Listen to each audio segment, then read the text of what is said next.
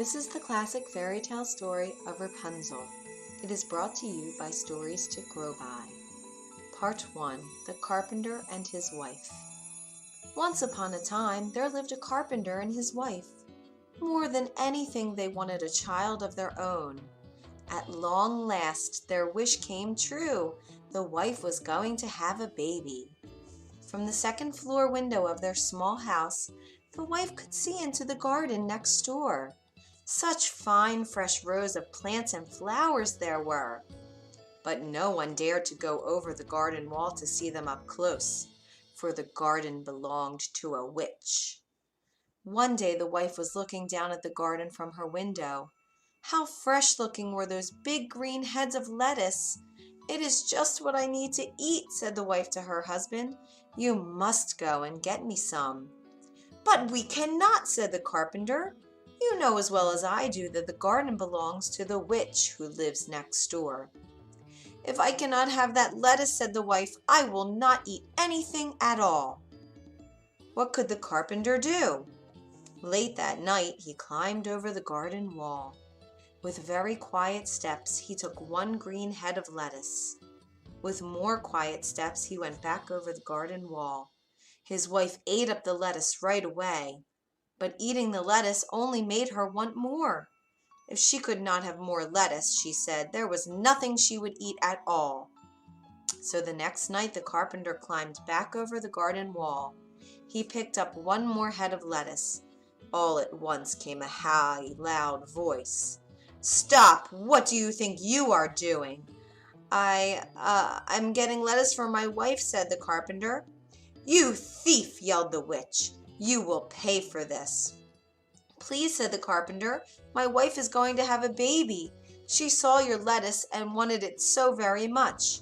"Why should I care about that?" shouted the witch. "I will do anything," said the carpenter. He thought, "Maybe I can build her something." "You say you will do anything?" said the witch.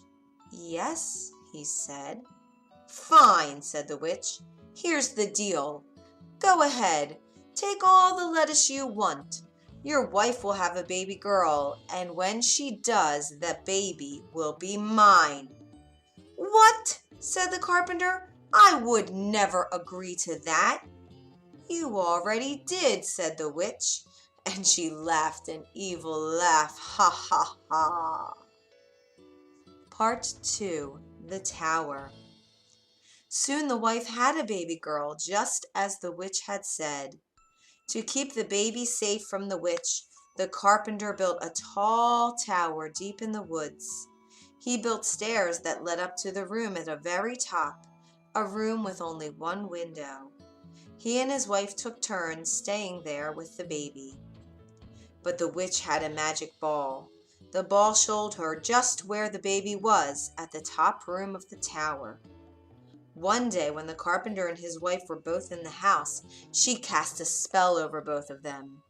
They fell into a deep, deep sleep, and at once the witch went to the tower. At the top room the witch said to the baby, "I will call you Rapunzel, for that is the name of the lettuce that brought you to me. Now, Rapunzel, you are mine." But the witch did not know how to care for a baby. Rapunzel grew into a child, and the witch did not even know how to cut her hair. The girl's blonde hair grew longer and longer every day. All the witch could do was keep the child locked in the room at the very top of the tower. She told the girl that the world was a very bad place, and that was why she could not leave the tower. As she grew up, many times Rapunzel said to the witch, "There is nothing here for me to do. Why must I stay in this tower all the time?" And the witch shouted back, "I already told you so many times. The world is a very bad place. Now go comb your hair and be quiet." "But is it really so bad out there? Sometimes I hear people laughing down below," Rapunzel would say. At such times the witch would yell, "How many times do I have to repeat myself? Don't listen to anything you see or hear out there. The world is much worse than you think. You will stay in this tower forever, Rapunzel, so get used to it." On her 12th birthday, Rapunzel said to the witch, "I do not care what you say anymore. I am so tired of staying here alone all the time. When you are gone, I will chip away at the door. I will make a hole. I will run down the stairs and outside no matter what you say." "Think again," said the witch. With her power, she made all the stairs in the tower fall down. She made the doors close up forever. Now there was no way for Rapunzel to escape. Part 3. The Singing Voice. By then, Rapunzel's hair had grown very, very long. Once the stairs were gone, when it was time for the witch to visit her in the tower, she would call from outside, "Rapunzel, Rapunzel, let down your hair." Rapunzel would throw her long blonde braid out of the window. The witch would grab hold of her hair like a rope, and that is how the witch climbed up to the tower wall to the window in Rapunzel's room. 5 long years went by. Poor Rapunzel! She knew she must stay in the room, but all she could do was to sing sad songs out of the window. Sometimes birds at the treetops would join in her songs. Then she would feel a little bit better, but not very much. One day, a prince was riding through the woods. He heard the most beautiful singing voice. Where was it coming from? He rode closer and closer to the sound. At last he came to the tower. "This is odd," he said, looking around the tower wall. "There is no door at the bottom, yet someone is singing at the very top. How does anyone get in or out of there?" Each day the prince came back to the tower. There was something about that voice that pulled him back. Who was that young woman singing at the top? Could he ever meet her? One day when the prince rode up, he saw an old woman standing at the bottom of the tower. He jumped behind the tree to hide. It was the witch. He heard her call out, "Rapunzel, Rapunzel, let down your hair." A long blonde braid was thrown out from a window at the very top. The old woman grabbed onto the braid and she climbed the wall to the top of the tower. "Aha!" said the prince. "So that is how it is done." And he waited and waited. After a bit, the braid was thrown from the window again. The witch climbed back down the wall and then she left. The prince waited some more. Then he stepped up to the tower. In a voice that sounded as much like the witch as he could, he called out, "Rapunzel, Rapunzel, let down your hair." In a moment, the same long blonde braid came out of the window. It worked, thought the prince, and he climbed up the wall of the tower. You can be sure that Rapunzel was very surprised to see the prince climb through her window. She had never seen a person up close before other than the witch, and never a man. "Who are you?" she said in fear. "Do not worry," said the prince. "I am a friend." "But I do not know you," said Rapunzel. "I feel as if I know you," said the prince. "I have heard you singing songs from up here day after day. I love your voice, and I love it when the birds sing with you too." "Yes, I like that too," said Rapunzel. "It may be the only thing I like, since I must stay here in this same old tower day after day, my whole life long." Rapunzel told the prince about the witch. She told him that since the world was such a very bad place, she must always stay in the tower forever. "But the world is not as bad as she says," said the prince. He told Rapunzel about flowers and festivals, games and gardens. He told her about puppies and puddles, strawberries and secrets. Many hours went by. At last Rapunzel said he must go. The witch may come back at any moment. "Very well," said the prince, "but I will be back tomorrow." Rapunzel threw her braid out the window and the prince climbed down. The next day the prince climbed back up to Rapunzel's room. He said, "I have a surprise for you," and he had brought strawberries for her. As she tasted a strawberry, Rapunzel thought, "Now I know that what I was told is not true. The world can be a very fine place. I must get out of this tower as soon as I can. But how?" Part 4. Plan to Escape. One day the prince said, "If only you could get out of this tower." I can come and go by climbing up the walls by holding onto your braid. But once I am down, how can I get you down too?" "I know," said Rapunzel. "Bring me a ball of silk each time you come. I can weave the silk into a ladder. Silk folds up so small that the witch won't see it. When the ladder gets long enough to reach the ground, we will both be able to climb out of here."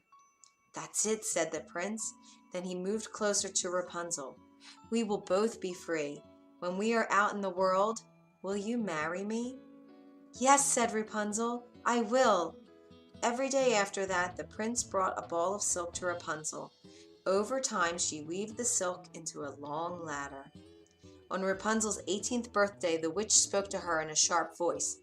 "Before you open your mouth this time," said the witch, "know this. I am sick and tired of hearing you talk about how alone you are in this tower all the time. It isn't going to change, Rapunzel, forever." "Who says I'm alone in this room all the time?" said Rapunzel. "What?" said the witch. "Who has been up here with you?" No one," said Rapunzel at once in fear. I mean no one but you." The witch did not believe her. She started to look everywhere in the room for something to prove that someone else had been there. Soon she found the ladder. She held it up high in the air. She yelled, "What is the meaning of this?" "My friend the prince brought me the silk," said Rapunzel. "You will never see this prince again," yelled the witch. She took out a knife, snip, snap, and Rapunzel's lovely braid was cut off. Holding the braid in one hand, the witch laughed an evil laugh. Ha! With a stroke of her magic, Rapunzel was cast away to a faraway desert. Then the witch stayed in the tower room. She knew that soon the prince would come back. Part 5. The Last Climb. The witch did not have to wait long. Soon the prince was calling at the bottom of the tower in a voice that was supposed to sound like her own. "Rapunzel, Rapunzel, let down your hair." So that is how he did it, thought the witch. Holding tightly to one end of Rapunzel's braid, she threw the braid out the window. The prince took hold and climbed up.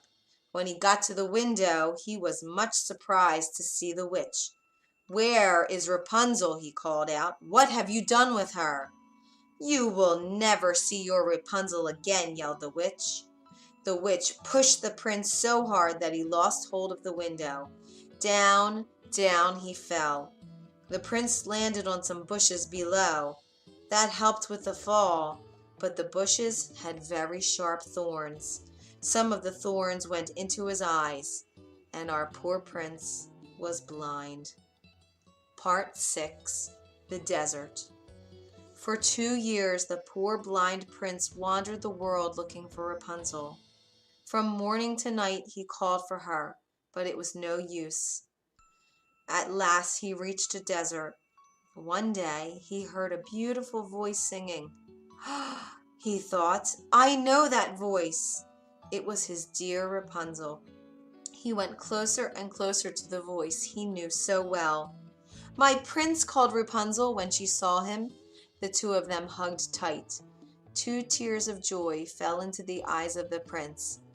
And all at once he could see again. And what happened next? Well, I'm sure you can guess. The prince and Rapunzel went back to the kingdom where the prince lived. They were married as soon as they could. The prince became king of the land and Rapunzel became queen. And the two of them lived happily ever after. The end.